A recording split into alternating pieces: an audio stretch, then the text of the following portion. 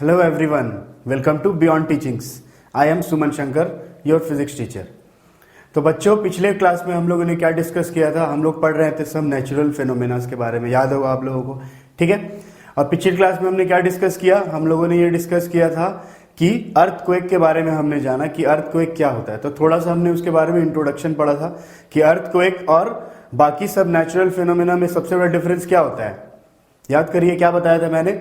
जी, मैंने बताया था कि अर्थक्वेक जो होता है उसको हम लोग प्री डिटरमाइंड नहीं कर सकते, मतलब कि हमें पहले से नहीं पता चल पाता है कि क्या है अर्थक्वेक आने वाला है, ठीक है ना।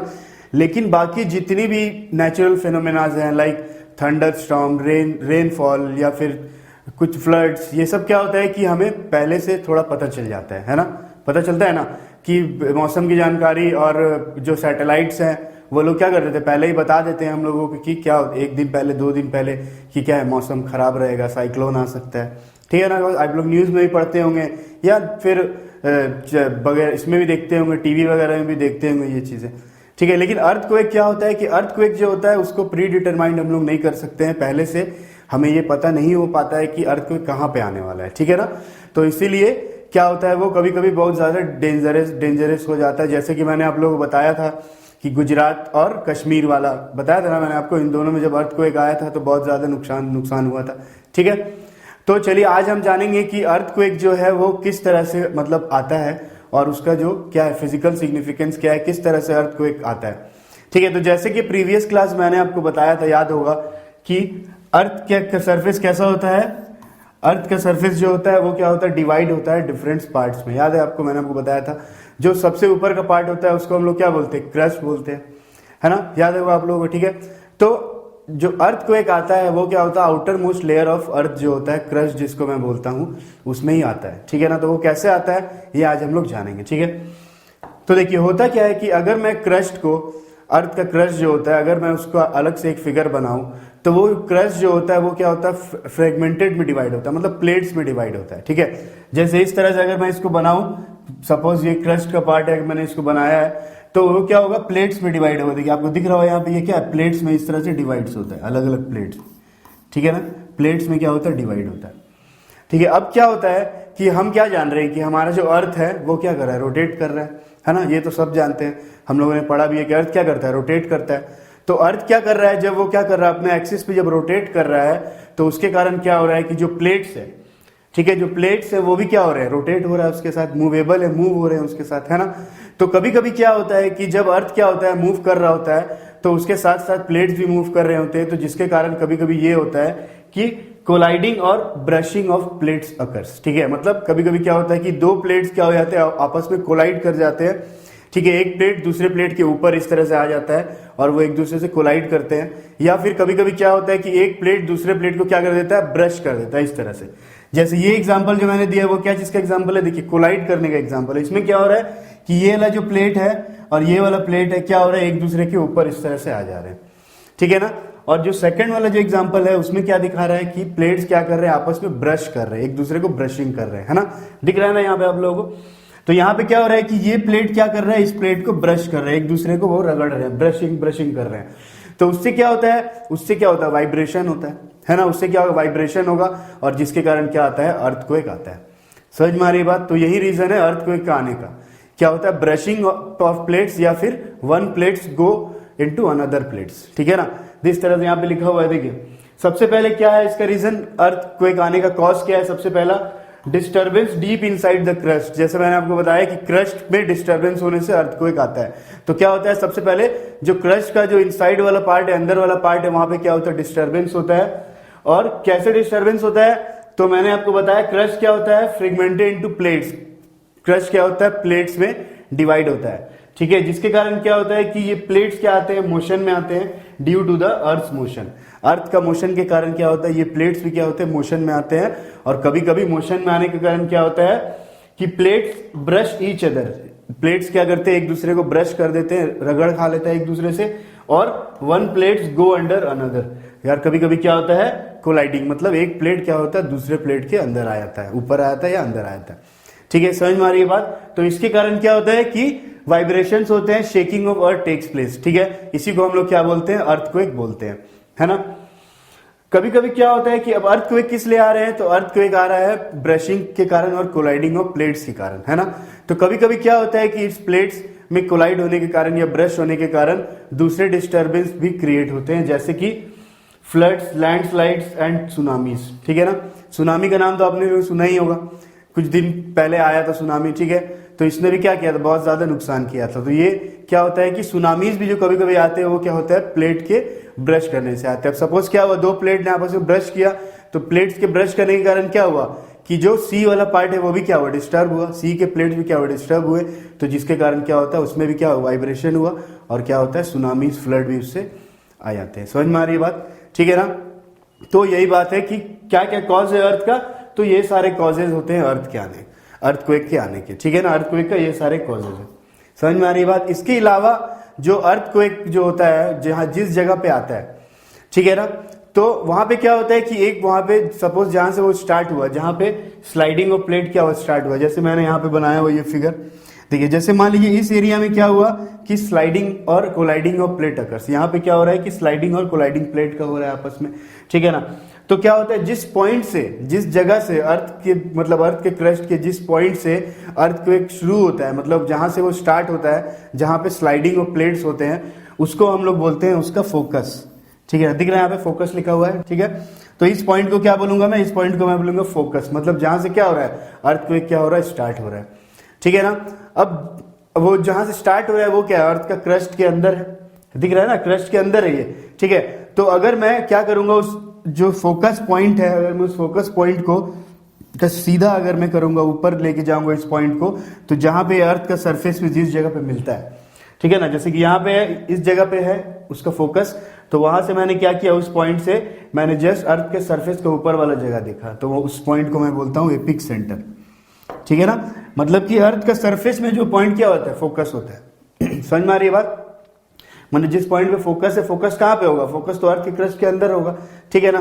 तो अगर उस पॉइंट को अगर मैं देखूं जस्ट परपेंडिकुलर ऊपर सरफेस पे कहाँ पे वो पॉइंट आ रहा है, ठीक है, तो उस पॉइंट को मैं बोलता हूं उसका एपिक सेंटर, ठीक है। समझ में आ रही बात। और अर्थ में जब क्या होगा, अर्थक्वेक जब भी होगा, तो अर्थक्वेक होने से क्या होगा, वाइब्रेशंस होता है, शेकिंग होता है, तो क्या होता है उसका वाइब्रेटिंग जो उसका, और ये होता है लाइंस होता है, वाइब्रेटिंग लाइंस, ठीक है। इस तरह से उसका वाइब्रेटिंग लाइंस होता है, वेव्स, या इसको हम लोग वेव्स बोल सकते हैं, वाइब्रेटिंग वेव्स जो होता है, अर्थक्वेक वेव्स, ठीक है। तो वो कैसे होता है, इस टाइप का होता है ना।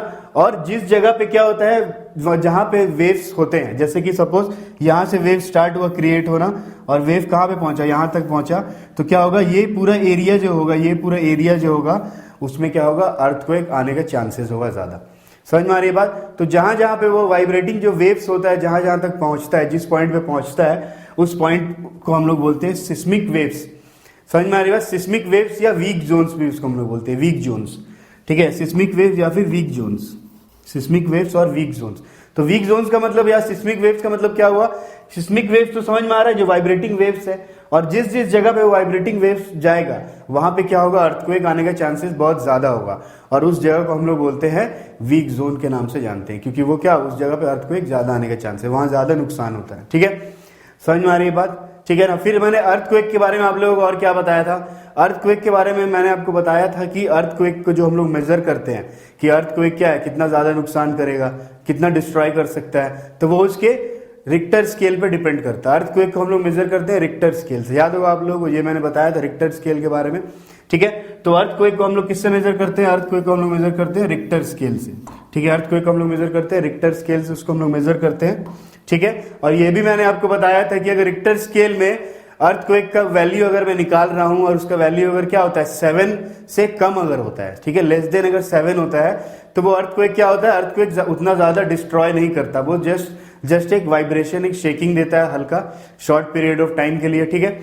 लेकिन अगर सपोज रिक्टर स्केल में उसका वैल्यू 7 से ज्यादा है, जैसे 7.1, 7.5 उससे ज्यादा है, तो उस केस में वाइब्रेशंस जो होते हैं, शेकिंग जो होते हैं, बहुत ज्यादा होते हैं, ठीक है ना।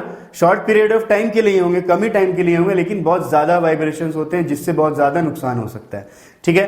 तो इसीलिए अर्थक्वेक का जो वैल्यू होता है रिक्टर स्केल में, वो 7 से अगर कम हुआ तो अर्थक्वेक क्या होगा, उतना ज्यादा नुकसान नहीं करेगा, उतना ज्यादा डिस्ट्रॉय नहीं करेगा। लेकिन अगर वही क्या होगा 7 से ज्यादा होगा, तो क्या होगा, वो डिजास्टर करेगा, बहुत ज्यादा नुकसान कर सकता है। उसके बाद फिर आते हैं नेक्स्ट, अर्थक्वेक जो है उसके आने का और भी दूसरा रीजन हो सकता है, और भी दूसरा कारण हो सकता है। मतलब मैक्सिमम अर्थक्वेक जो होता है वो तो आपका ब्रशिंग और कोलाइडिंग ऑफ प्लेट से ही होता है, ठीक है। लेकिन कभी कभी अंडरग्राउंड एक्सप्लोजन्स, ठीक है, कभी कभी क्या होता है आर्मीज वाले या फिर जो होते हैं वो लोग सेना वाले, वो लोग क्या करते हैं, एक्सप्लोजन, कोई बॉम्ब है, ठीक है, उसको टेस्ट करना है, समझ में आ रही है, जैसे एटम बम है या कोई भी बम है, उसको अगर उसको टेस्ट करना है तो वो अंडरग्राउंड एक्सप्लोजन्स करते हैं वो लोग। या फिर कभी कभी माइनिंग जब करते हैं हम लोग, होता है ना माइनिंग, मतलब सपोज कोयला का खदान से कोयला निकालना, ठीक है ना, माइनिंग करते हैं जब, तो उसमें भी हम लोग क्या करते हैं, अंडरग्राउंड एक्सप्लोजन्स हम लोग करते हैं, ठीक है ना। तो उससे भी कभी कभी क्या होता है कि वाइब्रेशंस होते हैं, शेकिंग होता है उससे भी कभी कभी, लेकिन वो उतना ज्यादा नुकसान इनसे नहीं होता। लेकिन कभी कभी अर्थक्वेक इस सब रीजन से भी आ सकता है, मतलब अंडरग्राउंड एक्सप्लोजन में किसी भी कारण से अगर कर रहा हूं, या फिर meteor heats the earth, meteor आप जानते हैं क्या होता है, ठीक है। तो जब मेटियोर अर्थ को हिट करता है अर्थ को, जब अर्थ में गिरता है, तो ज्यादातर तो हम जानते हैं कि मेटियोर्स क्या होते हैं, ज्यादातर मेटियोर्स ऊपर में ही क्या होते हैं, हीट से जल के मतलब ये खत्म हो जाते हैं, ठीक है ना। लेकिन जो भी अर्थ तक पहुंचता है वो क्या करता है, वो अगर गिरता है जिस जगह पे, तो वहां पे भी वो शेकिंग वाइब्रेशन क्रिएट कर सकता है, ठीक है। तो उसके कारण भी क्या होता है, अर्थक्वेक आ सकता है, ठीक है। उसके अलावा क्या होता है, वोल्केनो इरप्शन, ज्वालामुखी जो फटता है, ठीक है ना, पता है वोल्केनोस के बारे में आप लोगों ने सुना होगा। तो जब वोल्केनो इरप्शन होता है तो वहां पे भी क्या होता है, बहुत ज्यादा साउंड, हीट, लाइट के साथ, प्रेशर के साथ वो निकलता है बाहर, है ना, निकलता है। तो जिससे क्या होता है कि वो भी शेकिंग या वाइब्रेशन अर्थ को दे सकता है, तो वहां से भी क्या हो सकता है, अर्थक्वेक आ सकता है। समझ में आ रही है बात, ठीक है। तो ये सब क्या है, कॉजेज है अर्थक्वेक का आने का, ठीक है ना, अर्थक्वेक आने का ये सब कॉजेज है। और मैंने अर्थक्वेक का बहुत सारे एग्जांपल भी आप लोगों को दिया है, ठीक है ना, बताया है, जैसे कि आप लोग गुजरात और कश्मीर वाला मैंने आप लोगों को बताया ही, ठीक है ना। तो उसमें जो अर्थक्वेक आए थे रिक्टर स्केल में, उनका वैल्यू क्या था, 7.5 से ज्यादा था, तो इसीलिए उसने क्या किया, बहुत ज्यादा नुकसान हुआ वहां पे, ठीक है। तो ये क्या है, कॉजेज हैं अर्थक्वेक के, इतने सारे कॉजेज है अर्थक्वेक आने के। लेकिन जो इसमें मेन कॉज है जिसके कारण मैक्सिमम टाइम्स अर्थक्वेक अकर आता है, वो ब्रशिंग और कोलाइडिंग ऑफ प्लेट ही है, ठीक है। इन सब रीजन से भी अर्थक्वेक आते हैं, लेकिन बहुत कम होता है ऐसा, और ये ज्यादा मतलब नुकसान नहीं करता, मतलब रिक्टर स्केल में इनका वैल्यू क्या होता है, बहुत कम होता है, 3, 4, 5 हो सकता है, ठीक है। समझ में आ रही है बात, ओके। तो ये तो बात थी कि अर्थक्वेक कैसे कॉज होता है, कैसे बनता है। अब हम जानेंगे कि अर्थक्वेक सपोज अगर कहीं पे आ रहा हो, या फिर कहीं पे अर्थक्वेक ऐसा कोई जगह या ऐसा कोई कंट्री या कोई भी जगह जहां पे रेगुलरली अर्थक्वेक आते रहता है हमेशा, जैसे जापान है, तो वहां पे क्या होता है, रेगुलरली कभी ना कभी साल में, आपने सुना होगा न्यूज में अगर आप देखेंगे, तो वहां पे अक्सर अर्थक्वेक आता रहता है, ठीक है। समझ में आ रही है बात। तो उस केस में हम किस तरह से अर्थक्वेक से बच सकते हैं, और क्या क्या सावधानी जो है, प्रिकॉशंस हम लोगों को लेने चाहिए, ठीक है, फिर हम लोग आगे वाले वीडियो में ये जानेंगे। ओके स्टूडेंट्स, तो नेक्स्ट जो वीडियो है उसमें हम लोग पढ़ेंगे कि अर्थक्वेक से हम लोग किस तरह से बच सकते हैं, मतलब प्रोटेक्शन अगेंस्ट अर्थक्वेक अगर कहीं पे आ रहा है या फिर आने वाला है, या फिर जिस जगह पे, जैसे मैंने आपको बताया कुछ एरियाज में क्या होता है कि अर्थक्वेक हमेशा आते रहते हैं, रेगुलर इंटरवल में आते रहते हैं, ठीक है ना। तो उसमें किस तरह से हम लोग प्रिकॉशंस उसमें ये रख सकते हैं, प्रोटेक्ट कर सकते हैं अपने आप को, ठीक है। तो सबसे पहला यहाँ पे दिया हुआ है कि design of building should be quake safe. Quake safe का मतलब होता है, क्वेक का मतलब तो यहाँ पे क्या है, अर्थक्वेक का क्वेक है, और सेफ का मतलब क्या है, बचाना, मतलब ऐसा बिल्डिंग्स को इस तरह से बनाना, इस तरह का मटेरियल उसमें यूज करना, ठीक है, जिससे क्या हो, मेरा जो बिल्डिंग है, मेरा जो घर है, वो कैसा हो, क्वेक सेफ हो, है ना। मतलब अर्थक्वेक अगर आए भी तो क्या हो कि वो तुरंत मतलब गिर नहीं जाए, तुरंत उसका छत नहीं गिर जाए। तो उस तरह से हम लोग दूसरा, जैसे कि आयरन को यूज करना, ठीक है ना, रबर को यूज करना, हम लोग घर बनाने के लिए इन सब चीजों को कभी कभी यूज किया जाता है। जैसे कि जापान का एग्जांपल मैंने आपको दिया, तो जापान में क्या होता है कि रेगुलरली अर्थक्वेक क्या है, कभी कभी एक साल में 6 महीने में वहां पे वो आते रहता है। तो इसीलिए क्या किया जाता है वहां पे, क्वेक सेफ, जो वहां पे घर होते हैं, बिल्डिंग्स होते हैं, वो क्या होते हैं, क्वेक सेफ होते हैं, मतलब कि उनको अर्थक्वेक को ही देख के उनको बनाया जाता है कि उनसे किस तरह से बचा जाए। समझ में आ रही है बात, ठीक है। उसके बाद फिर बोल रहे हैं कि make roof from mud and timber, ठीक है। बोल रहे हैं कि जिस एरिया पे अर्थक्वेक रेगुलर आते रहते हैं, वहां पे जो रूफ होते हैं, घर के जो रूफ होते हैं, उनको मड्स और टिम्बर का बनाना चाहिए, ठीक है ना। उससे क्या होता है कि मड्स और टिम्बर क्या है, बहुत ज्यादा लाइट, हल्का चीज है। मड मतलब क्या, मिट्टी, है ना। टिम्बर मतलब क्या, जो लकड़ी के छोटे छोटे टुकड़े होते हैं, है ना। तो वो सब क्या है, बहुत हल्के चीज होते हैं। तो क्या होता है कि अगर अर्थक्वेक आता भी है वहां पे, तो उस केस में अगर मान लेते हैं घर का छत अगर गिर भी जाता है मेरा, तो क्या होगा कि बहुत ज्यादा वो नुकसान नहीं करेगा। तो इसीलिए जो रूफ्स होता है, छत होता है घर का जेनरली, उसको कैसे बनाना चाहिए, हमको मड्स और टिम्बर का बनाना चाहिए, ठीक है। फिर बोल रहे शेल्फ, जो घर में हम लोग के शेल्फ होते हैं, जिसमें हम लोग क्या बर्तन रखते हैं, कप प्लेट्स, बहुत सारी सजाने की चीजें होते हैं ना, शेल्फ में हम लोग रखते हैं। तो शेल्फ को जहां पे अर्थक्वेक बहुत ज्यादा आने के चांसेस है, उस जगह पे शेल्फ को क्या करना चाहिए, उस जगह पे शेल्फ को दीवार पे फिक्स कर देना चाहिए, वॉल पे फिक्स कर देना चाहिए, ठीक है। ताकि वो वॉल पे फिक्स रहेगा तो क्या होगा, अगर अर्थक्वेक आएगा भी तो क्या होगा, शेकिंग होने से भी उतना ज्यादा उसका टूटने का चांसेस नहीं होगा, मतलब वो चीजें हमारी बच सकती है, ठीक है। वही शेल्फ में अगर रखा होगा तो क्या होगा, अर्थक्वेक आएगा, वाइब्रेशन होगा, पूरा शेल्फ ही क्या हो जाएगा, गिर जाएगा, ठीक है। तो ज्यादा नुकसान हो सकता है ना, या किसी को चोट भी लग सकती है। सपोज किसी के ऊपर ही वो शेल्फ गिर गया तो चोट लग सकता है। तो इसीलिए ज्यादातर शेल्फ को क्या करना चाहिए, वॉल पे फिक्स कर देना चाहिए, वॉल पे बनाना चाहिए, ठीक है। उसके बाद फिर बोल रहे हैं कि कीप फायर फाइटिंग इक्विपमेंट्स, ठीक है। कभी कभी क्या होता है कि अर्थक्वेक अगर सपोज किसी घर में आया और ऐसे जब सपोज कोई तार में या फिर कहीं पे इलेक्ट्रिक करंट है, वहां पे अगर कुछ नुकसान हो गया तो उससे क्या होता है, शॉर्ट सर्किट होता है। शॉर्ट सर्किट से क्या हो सकता है, आग लग सकती है ना, लग सकती है ना। या फिर सपोज किचन में गैस होता है हमारा, तो उसमें भी क्या हो सकता है कि अर्थक्वेक के कारण किसी रीजन से वहां पे क्या हो सकता है, आग लग सकती है। तो इसीलिए जहां पे भी अर्थक्वेक आने के चांसेस होता है, जिस जगह पे भी, वहां पे हमेशा फायर इक्विपमेंट्स हम लोग रखना चाहिए। फायर फाइटिंग इक्विपमेंट्स आप लोग जानते हैं, ठीक है ना। तो वो क्या करना चाहिए, रखना चाहिए। तो इन सारी चीजों से क्या कर सकते हैं हम लोग, अर्थक्वेक के दौरान अपने आप लोग को बचा सकते हैं, ये सब चीजें रख के। समझ में आ रही है बात, ठीक है। उसके बाद फिर यहाँ पे दिया हुआ है कि अगर अर्थक्वेक आता है, सपोज हम ऐसी सिचुएशन में फंसे हुए हैं कि अर्थक्वेक क्या हो रहा है, आ रहा है लगातार, तो हम किस तरह से उससे बच सकते हैं, है ना। तो उसके लिए एक इंस्टीट्यूट है जिसको हम लोग बोलते हैं सेंट्रल बिल्डिंग रिसर्च इंस्टीट्यूट, ठीक है। ये कहाँ पे है, ये है रुड़की, ठीक है। रुड़की का नाम आप लोगों ने सुना ही होगा, ठीक है। ये कहाँ पे, रुड़की में है ये जगह, ठीक है। तो ये क्या बताता है हम लोग को, ये हम लोग बताता है कि हम लोग कभी भी सपोज अर्थक्वेक अगर आ रहा है और हम लोग वैसे परिस्थिति, वैसे सिचुएशन में क्या है, फंसे हुए हैं, तो हम किस तरह से उससे बच सकते हैं। तो ये सबसे पहले बता रहा है कि टेक शेल्टर अंडर टेबल, ठीक है। अगर अर्थक्वेक आ रहा है तो हमें हमेशा टेबल के अंदर या फिर किसी ऐसा चीज या कोई मेज है या डेस्क है, उसके अंदर शेल्टर ले लेना चाहिए, ठीक है ना। क्यों शेल्टर ले लेना चाहिए, उसके उसका रीजन क्या है कि अब सपोज हम किसी रूम के अंदर हैं और क्या हुआ, अचानक से अर्थक्वेक आ गया, है ना। तो क्या होगा कि छत है, बहुत सारी चीजें अगल बगल हमारे होती है, तो वो क्या होगा, गिरना शुरू होगी, वाइब्रेशन होगा, शेक हो तो गिरेगा। तो गिरेगा तो क्या होगा, हो सकता है वो हमारे ऊपर भी गिर जाए। लेकिन अगर हम लोग शेल्टर ले लेते हैं किसी टेबल के अंदर, किसी डेस्क के अंदर अगर हम लोग घुस जाते हैं, चले जाते हैं, तो वो गिरेगा भी तो क्या होगा, वो टेबल के ऊपर वो चीज गिरेगा, तो जिससे हम लोग क्या हो सकता है, बच सकते हैं, ठीक है। तो पहला ये था कि टेबल के अंदर शेल्टर ले लेना चाहिए। दूसरा है stay away from tall and heavy objects like buildings, ठीक है। मतलब बहुत ज्यादा टॉल और हेवी ऑब्जेक्ट अगर आपके बगल में, ऐसे सपोज अर्थक्वेक आ रहा है और आप किसी मार्केट में ऐसे जगह पे खड़े हैं, आपके अगल बगल क्या है, बहुत सारे बिल्डिंग्स हैं, या कोई टावर, मोबाइल का टावर है, या फिर कोई पोल है ना, होता है ना ऐसा।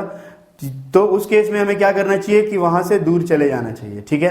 क्योंकि क्या होगा, अगर अर्थक्वेक के कारण बिल्डिंग में शेकिंग होगा तो बिल्डिंग गिर सकता है या पोल गिर सकता है, तो उससे क्या होगा, चोट लग सकती है हमें, ठीक है।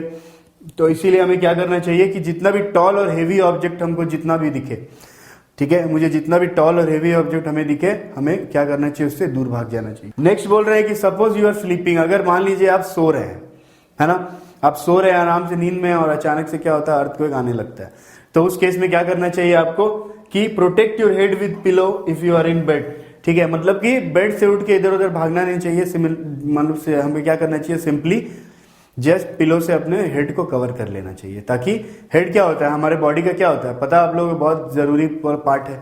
तो हेड पे अगर कुछ चीज गिर जाता है, चोट लग सकता है, तो इंसान का क्या हो सकता है, मौत भी हो सकती है।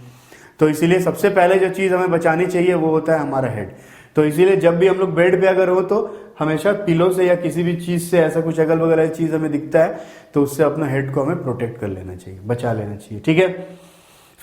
फिर बोल रहे हैं कि if you are in a car, suppose आप किसी कार में या फिर बस में आप कहीं सफर कर रहे हैं और उस केस में क्या होता है, अर्थक्वेक आ जाता है, तो उस केस में हमें क्या करना चाहिए, do not come out of it, ठीक है। मतलब कि उससे बाहर मत निकलिए, ठीक है। अगर आप किसी कार में ट्रैवल कर रहे हैं या किसी बस में ट्रैवल कर रहे हैं तो क्या करिए, आप उससे बाहर मत निकलिए, जस्ट उसके अंदर ही बैठे रहिए। तो उससे क्या होगा कि आप अर्थक्वेक से बच सकते हैं।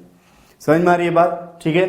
तो इस सेशन में क्या हमने देखा, इस सेशन में हमने देखा कि अर्थक्वेक से हम लोग कैसे बच सकते हैं, कैसे अपने आप को प्रोटेक्ट कर सकते हैं, ठीक है। उसके लिए हम लोगों ने जाना कि किस तरह से अपना बिल्डिंग को हम लोग डिजाइन कर सकते हैं, अपने घर के अंदर किस तरह से हम लोग सारी चीजों को रख सकते हैं कि हम लोग अर्थक्वेक से बच सकें, ठीक है।